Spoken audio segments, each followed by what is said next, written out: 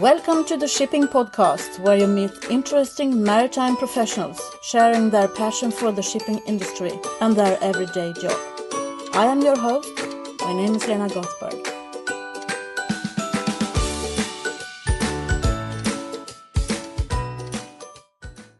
Hello there, listeners. Today I'm presenting to you a Greek woman called Danae Bezantakou. She's the managing director of Navigator Shipping Consultants and a member of Vista Hellas. As you will hear, Danae is a very busy lady. She's got so many things going on for her. She's a member of different leadership programs. She's also started a mentor group on her own for female entrepreneurs. You will hear all about it in the interview with Danae, which was made at the Vista International AGM and Conference in Istanbul, Turkey, early October. I am Danae Bezantakou. I am Managing Director of Navigator Shipping Consultants. I'm also being involved in our touristic travel agency and hotel because they're family businesses. And I'm also trying to help women entrepreneurs to expand further because of all the crises in my country. So we try to help each other to create new opportunities. So where are you based? In Athens? Or? Yes, I'm based in Athens. Okay. And the shipping consultancy, what do you do there? We represent port agencies and towing companies all over the world. But in general, we're also helping other kind of companies to get in touch with the Greek shipping community. And we're also organizing a Greek shipping conference every November, every year, the last 15 years, because we try our forum to be a meeting point, people from many countries and from different sectors, in order to discuss about the future of shipping. So what's the theme for this year's conference? Before about 5-6 years, we have decided not to have a specific theme because we have people coming from several sectors, as I told you before. So we are having 3 panels.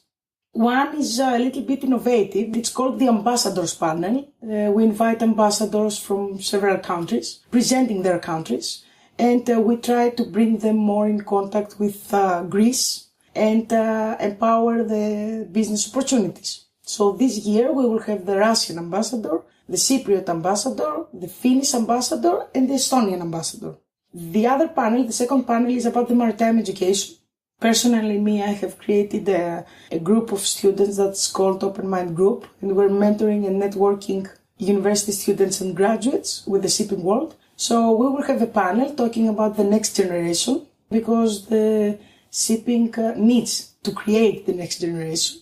And the third panel is about the environment and regulations and energy efficiency. And we try to have discussions, including ship owners in the panel. This is going to be the Navigator Forum of 2015. How did you end up in shipping?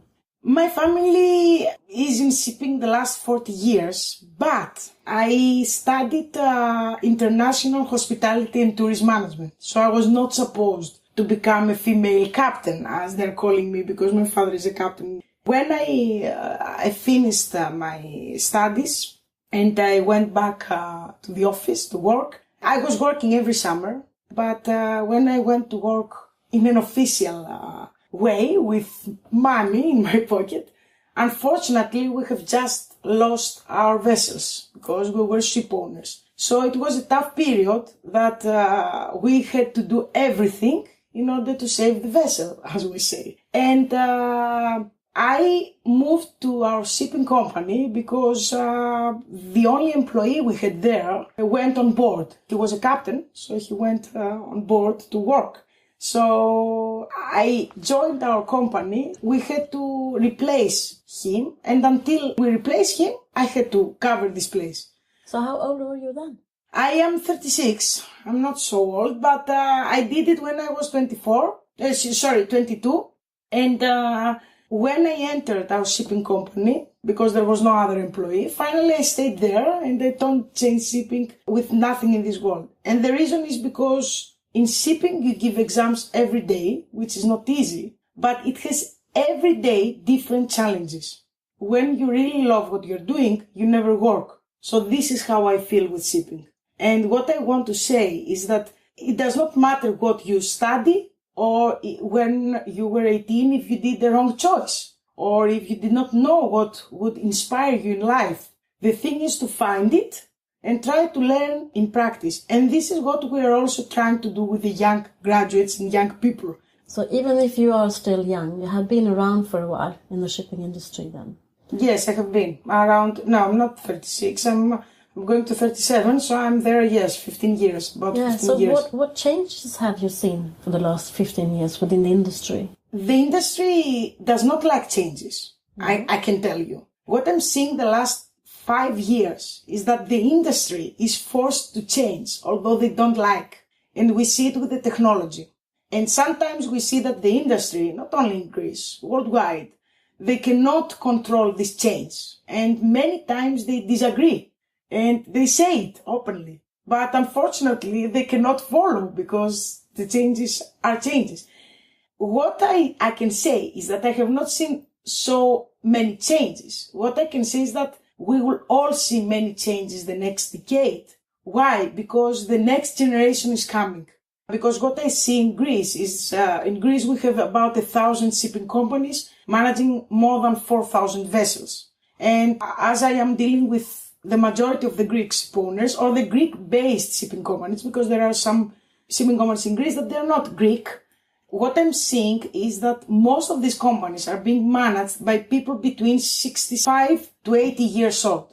And it means that these people, of course, we don't want them to die. Of course, we want them there. But we see that because of the technology, the system is saying to them slowly goodbye. It's not like the old times that they could see what's going on. Now they don't. They cannot. I mean, you must be replaced, even if you like it or not.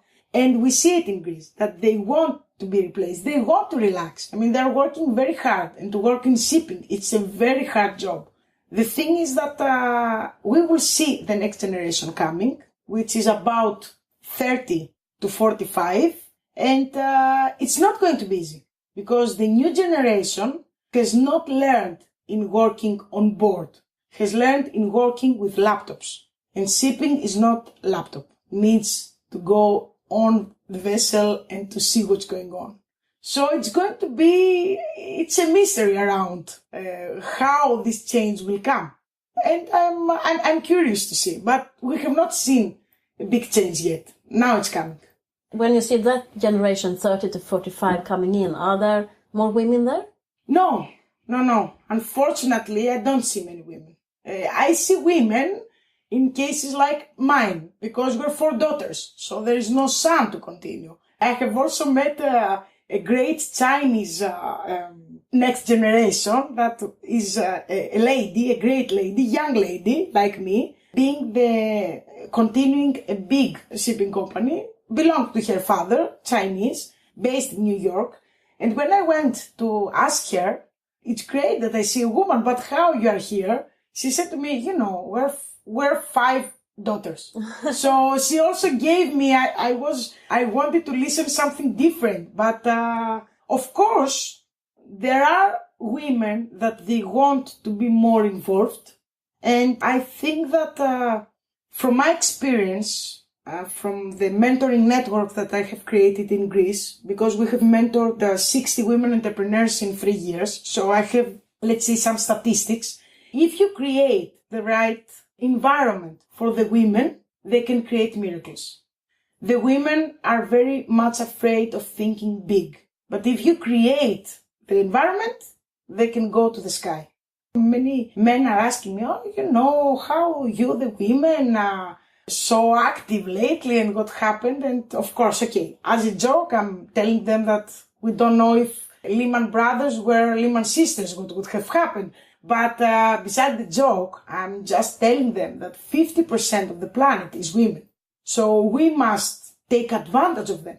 And because now there is a big crisis in my country, I'm seeing every day that if we take advantage of the women that do not work, but they want to work, the financial situation would become better. Because the women are multitaskers and they are peacemakers. And when they risk only if they will have profit. They don't risk easily. And when you see the characteristics of a man, of a businessman and a businesswoman, They're completely different. So if the men take advantage of the women's characteristics and the opposite, we can create the best business plan. And this is what our planet needs now. In order to face this huge financial crisis, which is in many countries. Can you talk a little bit about your entrepreneurship and all of that? The female entrepreneur. Yes, before 4 years, I was very lucky to participate in Hillary Clinton's program for women leadership among 100 women from 92 countries. So when I went back to Greece, two things were missing for me as a young woman. One was that the previous generation is not passing the experience to the next generation, which is very important. And the other thing is that the women did not know how to sell ourselves. I mean, just a simple thing, to give our car to each other. I mean, I had many friends of mine that I did not know what they're doing in their jobs. And the same for me. We were talking about everything. Kids, husbands, problems, but not for what we're doing. So when I discussed with many people what we can do, many people from abroad told me, Danae, what you are saying, it can be solved by mentoring. And this is where I started I4U, the Greek mentoring network. And then I started talking to universities and conferences. And then I was chosen to be a European Young Leader in 2014. And this year I was chosen by World Economic Forum to be the Young Global Leader for Greece the next 6 years. And I am happy to see that the more I get stronger, I help also other people. Like I was helped by a great family. It's very important because in Greece we have the family connections and it's great to have good friends and to be surrounded by people that they have the same mission with you. This is what I do every day in my life. And I believe that once there is a will, there is a way, and that every day will not come again. So there is no reason to lose time and being miserable. I mean, I hear many people saying, I don't like this, I don't like, change it. And through entrepreneurship, you help people becoming better because you create. An entrepreneur, first of all, is making true what he or she was dreaming. If you believe in what you're doing, and this is what I say to many women and men, of course, because I speak with many people, and the people need hope, they need to have positive people around them. But what I say is that if you really love what you're doing, don't listen to anybody. Just go and do it. How come you came on that Hillary Clinton program?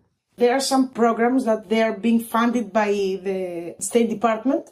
And I will tell you what happens, and many people do not believe, but this is it. Many times we're doing many things, and we're wondering, why I do all these things? Is it worth?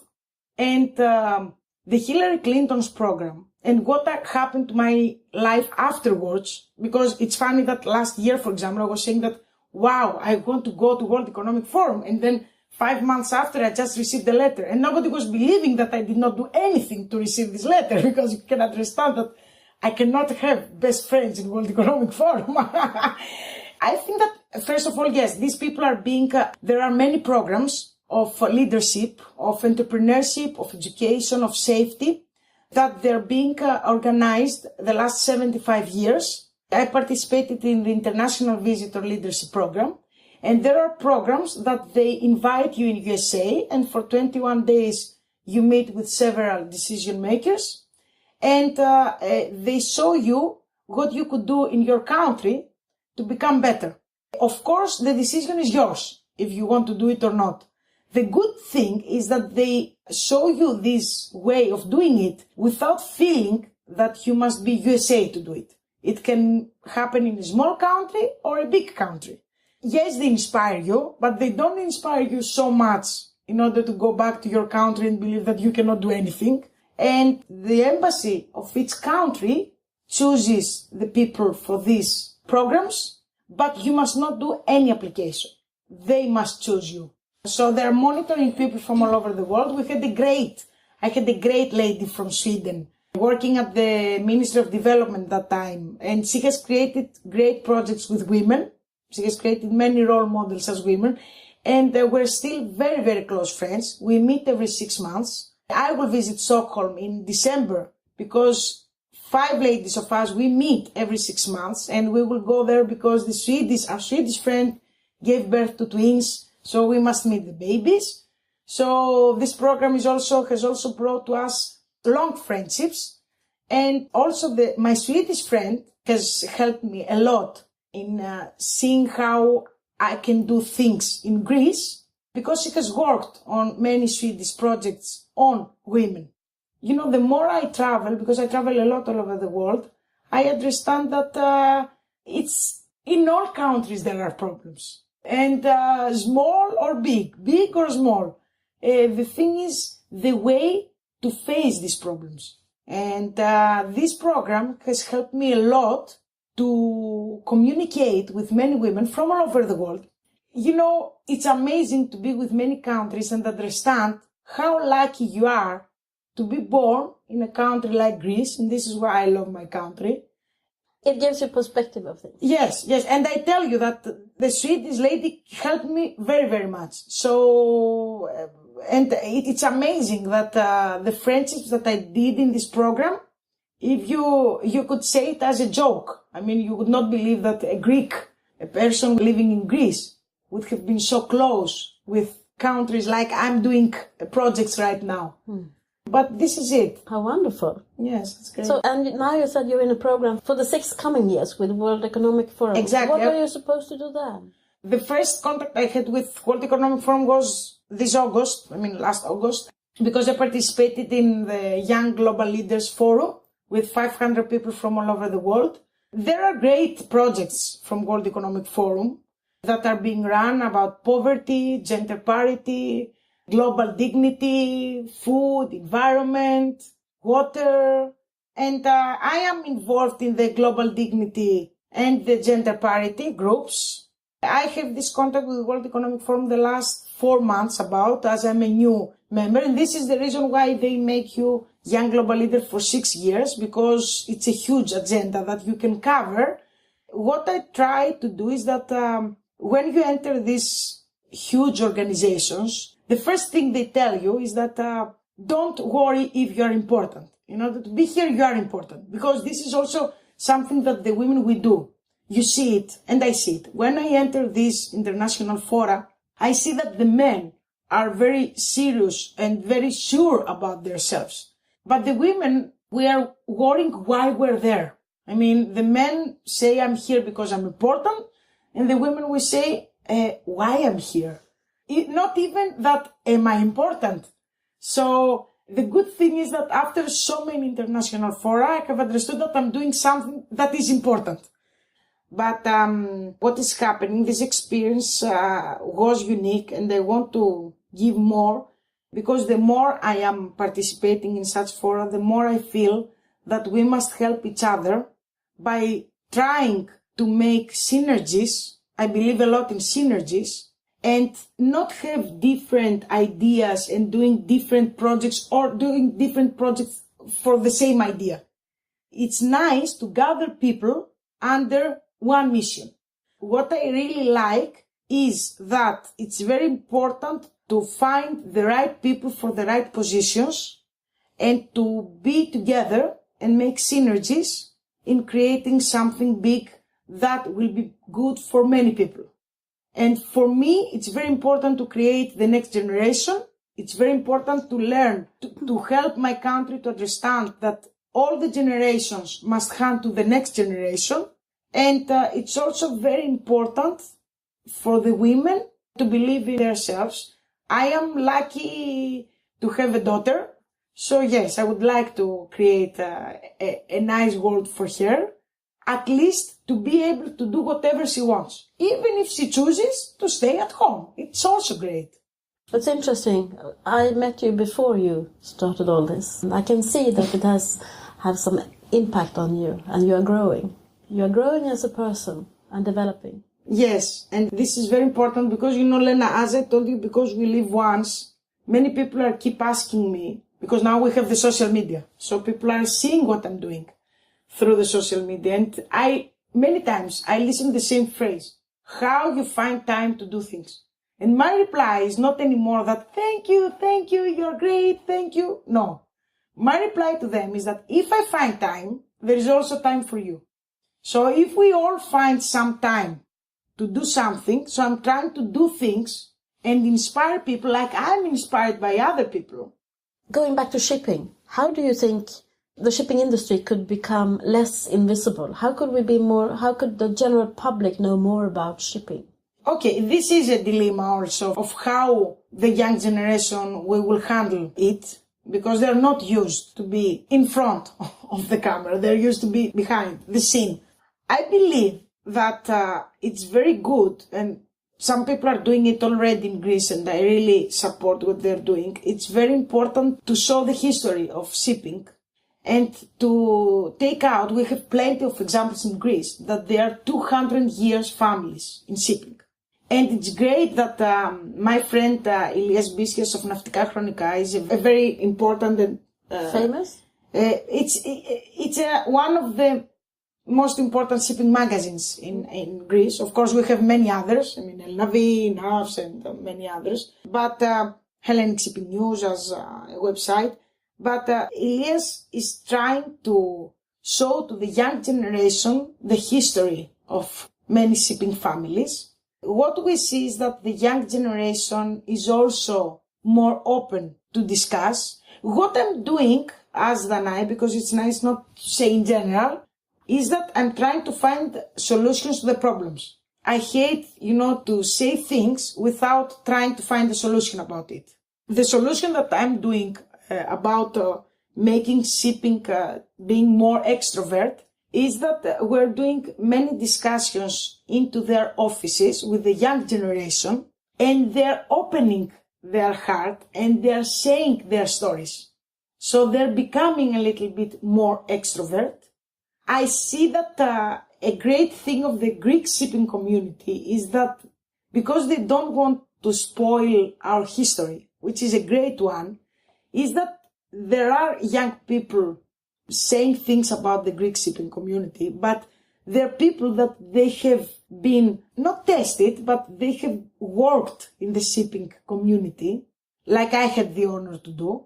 And we know shipping, we love shipping, because it's very dangerous lately, because shipping is, is a profitable job, but sometimes it's not profitable. It cannot be profitable all the time, but it's supposed to be a profitable job.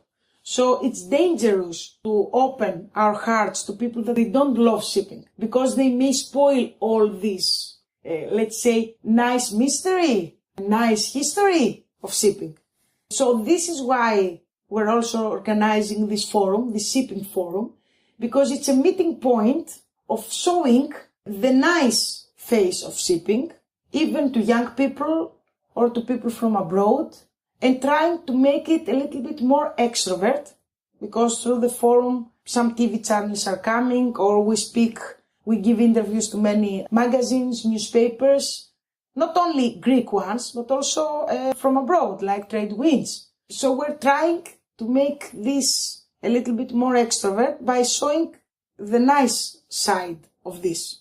Yes, of course, the social media, we see more and more shipping companies and magazines, and we see them more and more in social media. And the social media, because many people are saying, yes, you use this or you use that, and it's not nice. I disagree. If you have some rules in using anything you use with the way of thinking that you have, it can be good. But it's up of how you use it.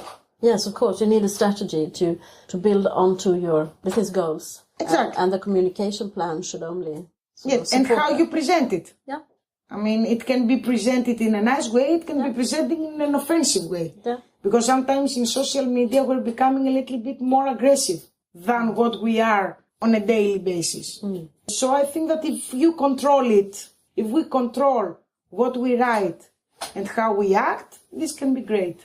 It's the same with social media as with everything else. I mean, I wouldn't be too open-hearted about what I do with my business, but I can still talk about it.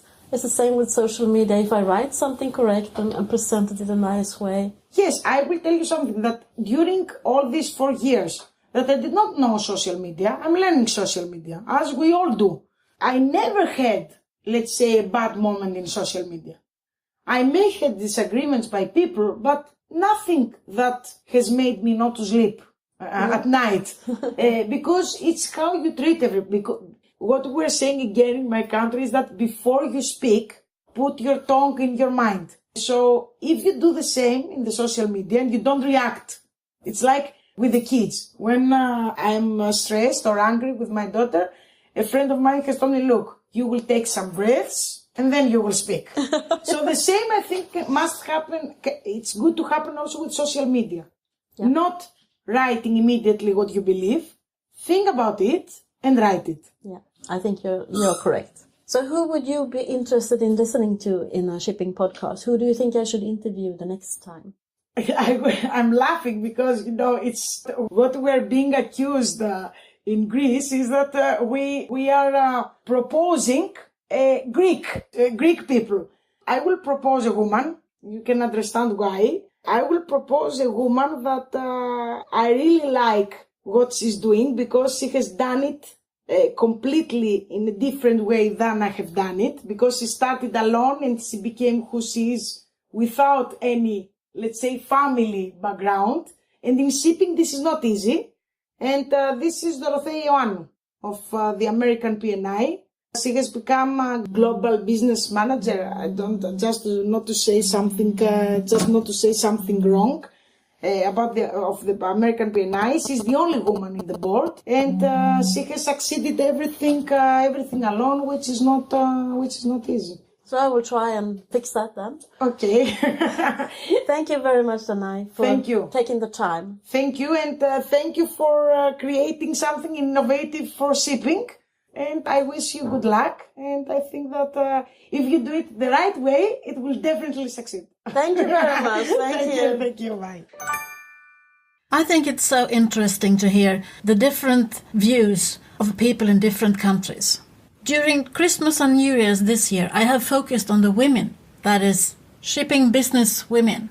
There are some similarities between what they're talking about. They all talk about the importance of trade. In a way, they agree with me that we are invisible as an industry, and everyone is talking about recruitment, and it has to start in an early age when they go to school. I will continue to try and get answers from people who know what we can do about it. But until then, there is one lady left. Until then, you can help me. Have you done your review on iTunes yet? Remember that I can see who's been there. Please help me with that. It will mean so much to me and the Shipping Podcast. Go back to where you found the podcast on iTunes Store. That is where you write your review. And if you can't find it, go into the shippingpodcast.com, the website, and there are really good instructions of how to make a review. It's for rookies. I didn't know myself before I started this, but now I know.